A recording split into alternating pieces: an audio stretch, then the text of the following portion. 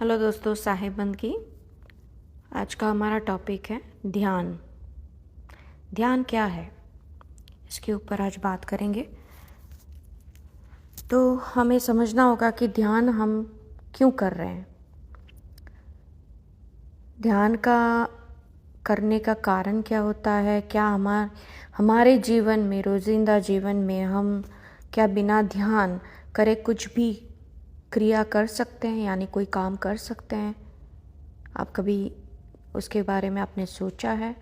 आप हर पल आपका ध्यान चल रहा होता है, वो कैसे चल रहा होता है उसको आप आज समझो। जो भी हम काम करते हैं, अगर आपका फोकस कहीं नहीं रहेगा तो क्या आप काम कर सकते हो? नहीं कर सकते हो। आपका माइंड इधर रहेगा, आपका शरीर इधर रहेगा, मतलब आपका बॉडी इधर रहेगा।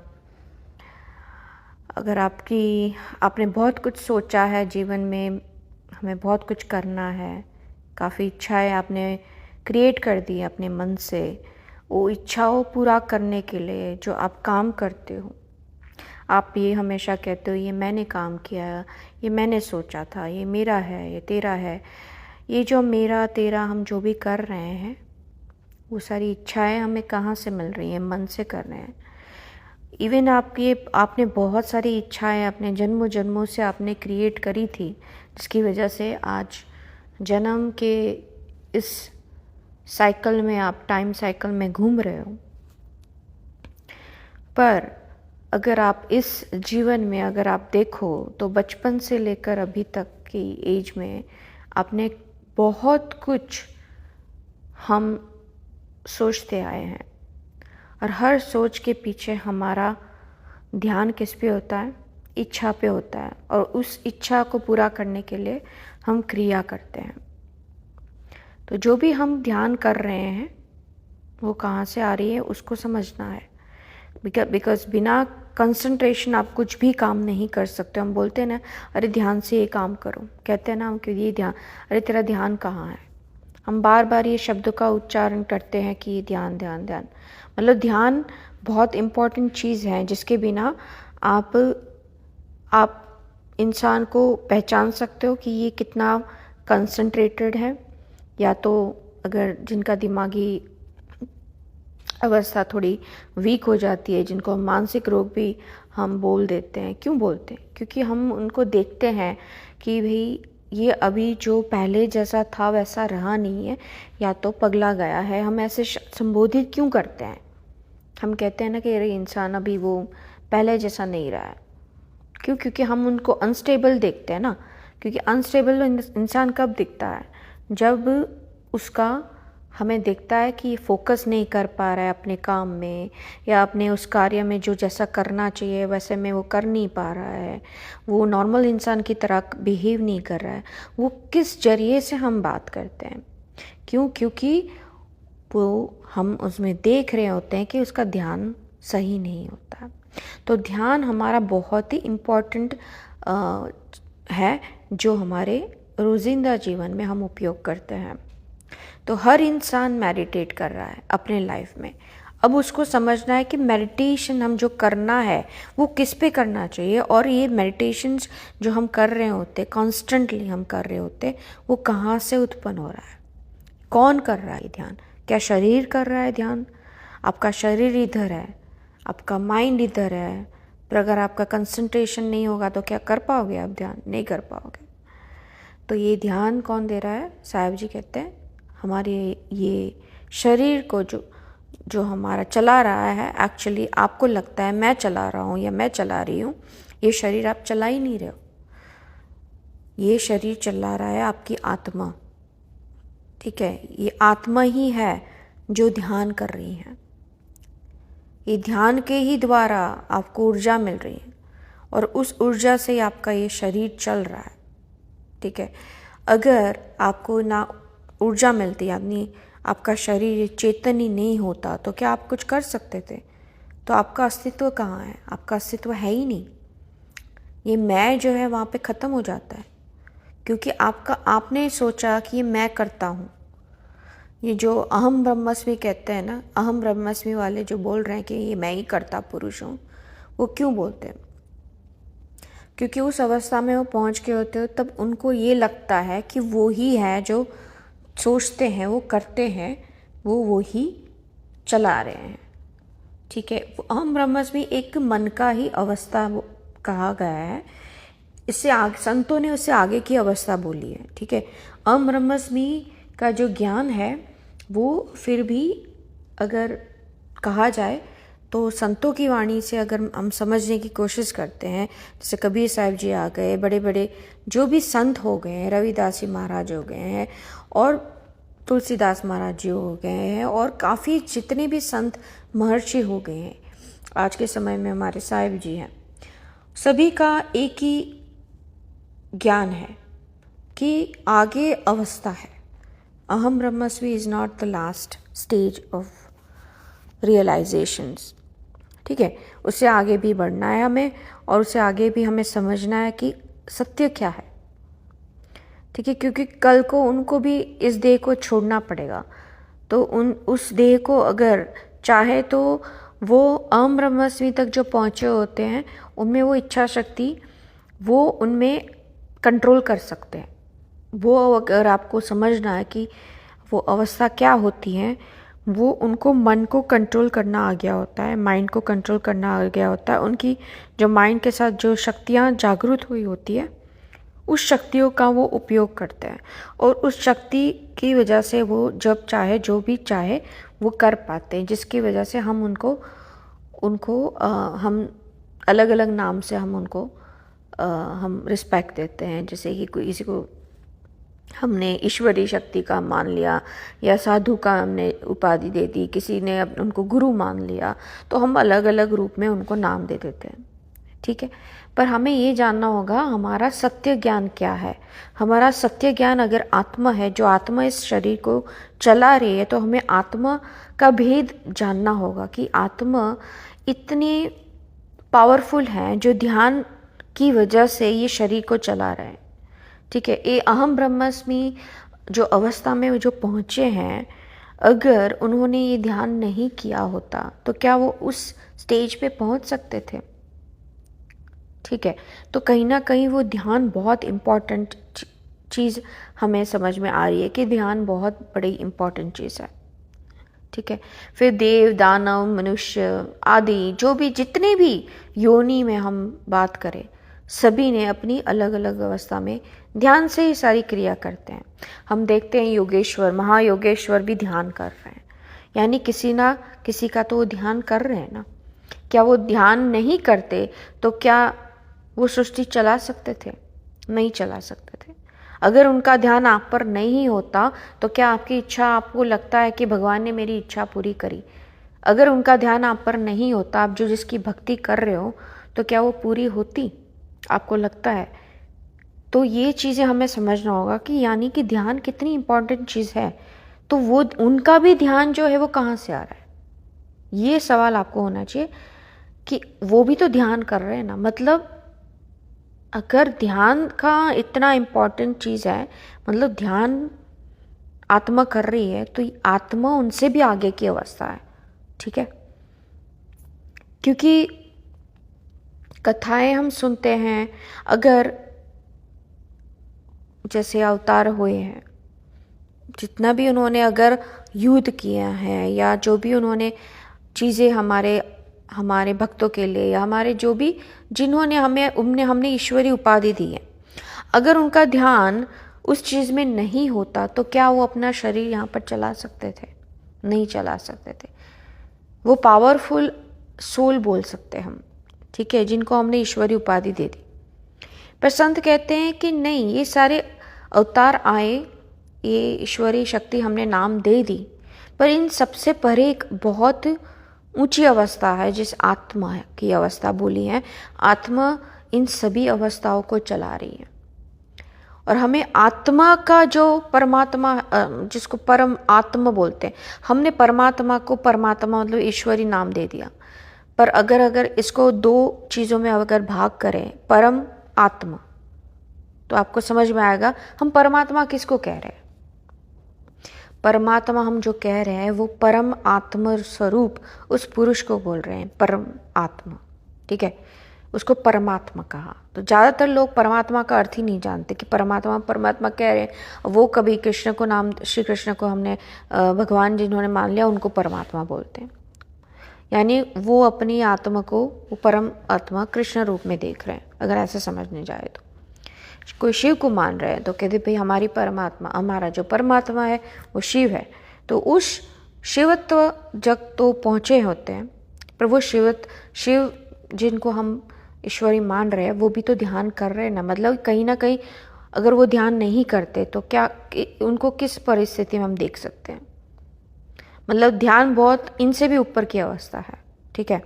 तो ध्यान है वो आत्मा है, उनसे भी परे हैं। तो ये सभी हमने जिनको उपाधि दी है ना, वो सभी उपाधि हम हायर सोल हम बता सकते हैं। अगर ईजीएस्ट वे अगर समझना हो इसको, तो हमें उनको, ये संतों ने इनको हायर सोल में माना है। पर कहते हैं कि संतों ने जो कबीर साहब जी जब धरती पर आए थे उन्होंने इसका भेद पूरा उजागर किया। आपको क्या लगता है कबीर साहब जी केवल कलयुग में आए थे? वो तो जब से क्रिएशन हो रहा है अनादिकाल से वो है और वो आते रहे। सतयुग में भी आए थे जब सत्सुकृत के नाम से आए थे, फिर वो इसमें त्रेता युग में आए थे जब मुनिंदर रूप में आए थे, फिर द्वापर में करुणामय रूप में आए थे, और फिर कलयुग में वो कबीर साहब जी के रूप में आए थे। हम नेक्स्ट टॉपिक कबीर साहब जी के ऊपर लाएंगे जिसमें उनके बारे में हम ज़्यादा डिटेल पे बात जाएंगे, पर आज फोकस हम ध्यान पे ही करते हैं। तो उन्होंने ये बताया था कि ध्यान जो है वो आत्मा कर रही है, और ये संसार जो भी है वो समय काल में हमें आत्माओं को बांधा हुआ है। किससे बांधा हुआ है? मन से बांधा हुआ है, और इस मायानेश अपने शरीर के साथ बांधा हुआ है। इस भेद को आज कोई भी ज्ञान में नहीं, कोई नहीं बता रहा है, केवल साहिब सदगुरु बता रहे हैं, जिनके कारण अगर ये सारी उलझन शुरू हुई हैं, पैदा हुई हैं, जिसके कारण इतने धर्म युद्ध हो रहे हैं। धर्म के अलग अलग धर्म में उनका आपको अलग दिखाई पड़ता है कि हर रिलीजन्स में फ़ाइट हो रही हैं, आर्ग्यूमेंट्स हो रहे हैं, डिबेट्स हो रहे हैं। ये जो भी चीज़ हो रही है वो धर्म युद्ध ही तो है ना। मेरा भगवान ऊपर, जबकि देखा जाए वो सभी की सभी हायर सोल्स में हम मानते हैं। संत जो भी होते हैं उनको एक सोल की अवस्था बोली है, पावरफुल सोल की अवस्था वो तक पहुँचे हुए हैं जिनको हमने ईश्वरी उपाधि दे दी है, ठीक है। पर संतों ने आत्मा का जो परम पुरुष का जो नाम दिया है वो उसको सत्पुरुष कहते हैं, जिनका हम नाम दे ही नहीं सकते, किसी भी फॉर्म में उनको बांध नहीं सकते। मतलब हम ना उनको साकार बोल सकते हैं ना निराकार बोल सकते हैं, क्योंकि अगर साकार होता तो फिर आत्मा अगर दिखाई नहीं दे रही है आपको, आत्मा को आप रियलाइज़ केवल ध्यान से ही रियलाइज़ कर सकते हो कि हाँ एक चीज़ है जो हमारे इस शरीर, जब हमारा शरीर छूट जाता है तो कुछ चीज़ इस शरीर को छोड़ देती है। मतलब इस शरीर को क्या छोड़ती है? चेतना। इस चेतन जो इस शरीर को चेतन किया हुआ है वो ऊर्जा निकल जाती है, प्राण निकल जाते हैं, हम उनको बोलते हैं प्राण, और उनका ध्यान चला जाता है तो इस शरीर को ये छोड़ देती है, ठीक है। तो ये कौन छोड़ रहा है? आत्मा छोड़ रही है। और आत्मा को अभी किसने बांधा हुआ है? शरीर, उसका ध्यान को किसने बांधा है? मन ने बांधा है। बार बार आत्मा ने अपने आप को शरीर माना हुआ है, जिसके कारण मन की इच्छाओं के कारण आत्मा बार बार उस इच्छा को पूरे करने के लिए वो शरीर धारण कर रही है, क्योंकि आत्मा अपने आप को भी भूल चुकी है। यानी कि आत्मा भी एक सत्य अवस्था, एक तक आत्मा एक सत्य अवस्था है, पर यानी कि आत्मा भी अपने वश में नहीं है।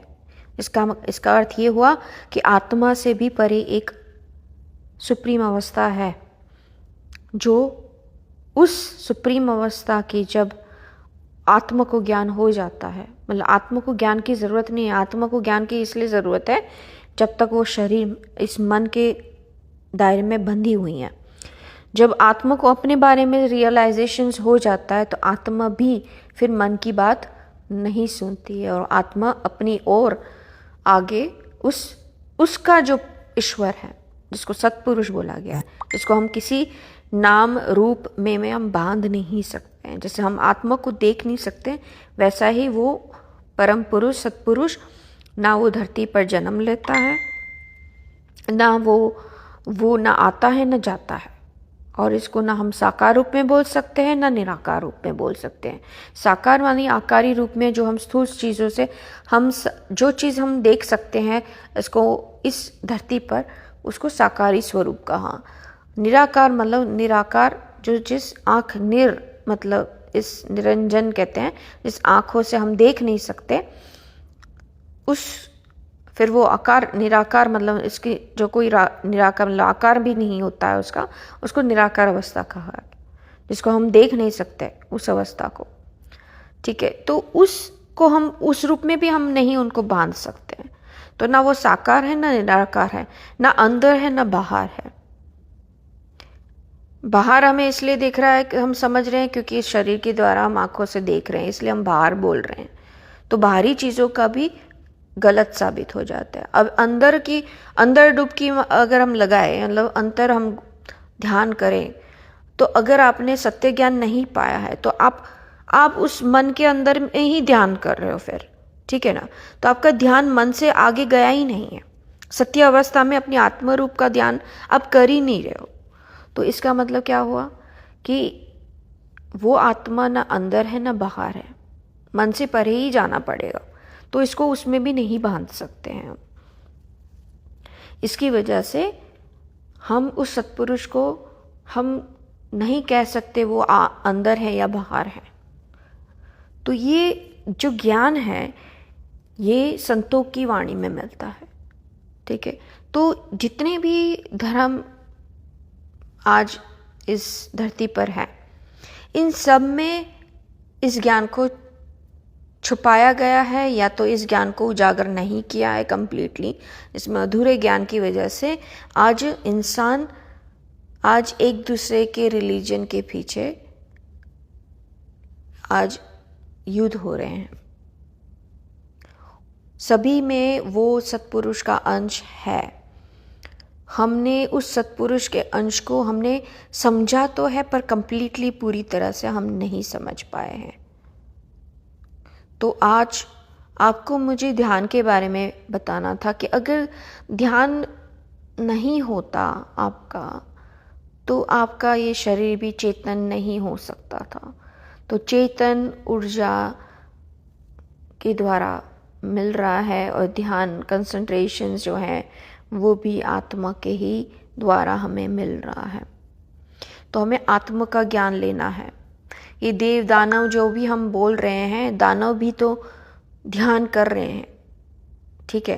पर हमें ये अभी आगे आने वाले वीडियो में हम ये भी लेकर आए कि ध्यान किस ध्यान का, जो भी योगी योगेश्वर हैं जिसको हमने ईश्वरी उपाधि दी, वो किस अवस्था तक पहुँचे हुए, वो कौन सी मुद्रा का ध्यान करते थे, उसके ऊपर हम आगे आने वाली वीडियो में लेकर आएंगे। क्योंकि राक्षस भी तो ध्यान कर रहे हैं ना। तो आपको ये देखना पड़ेगा कि ध्यान तो सभी कर रहे हैं, पर हमें ये सत्य ध्यान क्या है उसके ऊपर हमें समझना है। क्योंकि आपने अगर गलत ध्यान कर लिया तो आपको गलत ऊर्जा अट्रैक्ट करेगी, और वो आपको गलत काम करा के चली जाएगी। आपको लगेगा कि इंसान ध्यान कर रहा था। अभी एक बहुत ही पॉपुलर जो इन्फ्लुएंसर, यूट्यूब इन्फ्लुएंसर है, जिनका मैं नाम नहीं लेना चाहती हूँ क्योंकि वो भी अच्छा कार्य कर रहे थे, पर कहीं ना कहीं उनसे भी गलती हो गई, ठीक है। तो गलती कैसे हो गई? क्योंकि उनका ध्यान गलत जगह पर पहुंच गया, ठीक है। तो गलत जगह पर पहुंच गया तो उसके कारण क्या हुआ? आज एक गलती की वजह से उन्होंने इतनी इन्फ्लुएंस जो किए थे,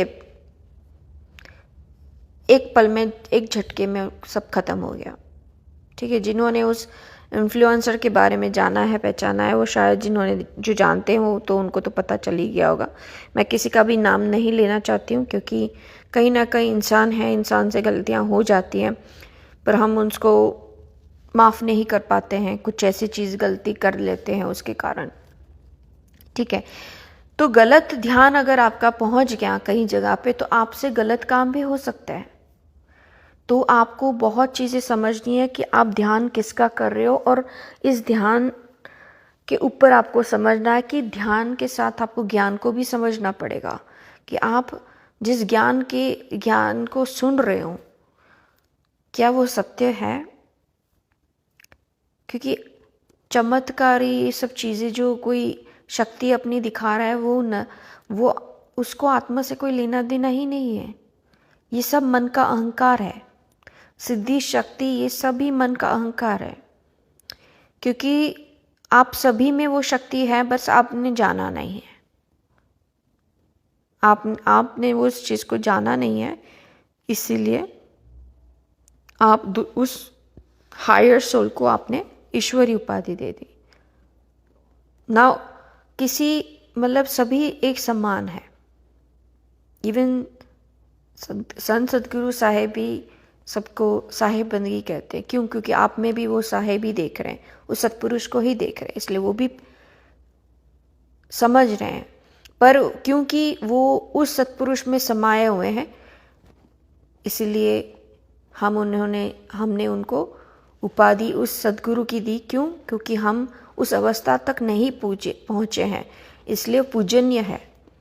क्योंकि वो सत्पुरुष हम देख नहीं सकते, इसलिए हम उस सत्पुरुष उनके द्वारा ध्यान कर रहे हैं और शरीर को चला रहे हैं। उस शरीर के द्वारा वो आपको ज्ञान दे रहे हैं, उसी शरीर के द्वारा वो आपको ध्यान सिखा रहे हैं, सत्य ध्यान सिखा रहे हैं।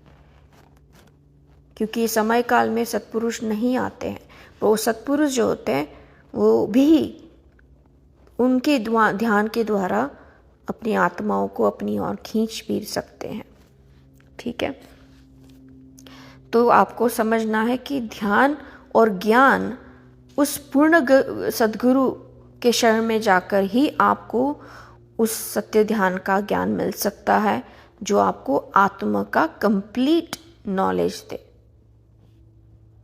तो आगे आने वाले वीडियो में आपको ध्यान के ऊपर अलग अलग अवस्थाओं के ध्यान के बारे में हम टॉपिक पे धीरे धीरे लाते जाएंगे, और साहिब कृपा हुई तो। और आज सुनने के लिए धन्यवाद। आई होप आपको इस वीडियो से आपको कहीं ना कहीं लाभ हुआ होगा। सुनने के लिए धन्यवाद। साहिब बंदगी।